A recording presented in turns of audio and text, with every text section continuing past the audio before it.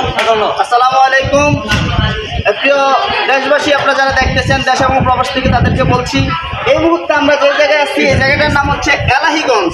আমরা আছি ফেনীতে, ফেনীর এলাহীগঞ্জের মধ্যে এই মুহূর্তে আমরা আছি। তবে এই জায়গার অবস্থা কত ভয়াবহ এটা আপনারা না আসলে, নিজ চোখ দ্বারা না দেখলে কেউ বুঝবেন না।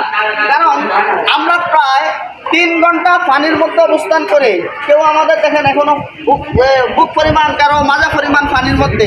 এই যে আমি স্কুলের বারান্দার মধ্যে আছি, আমার হাঁটু পর্যন্ত এখানে পানি।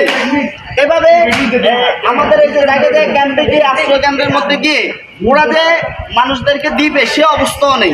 তারপরে আমরা বেলা নিয়েছি, এখানে বেলা, আবার ওখানে আমরা আরও কয়েকটা গাড়ি সংগ্রহ করে বিভিন্নভাবে দিতে চেষ্টা করতেছি। তবে আপনারা একবার হলো আমাদের এই অবস্থাটা দেখেন, একটু ভালো করে দেখাও যে সমুদ্র যারা সমুদ্র দেখেন না এখন দেখতে পারেন, এটা হচ্ছে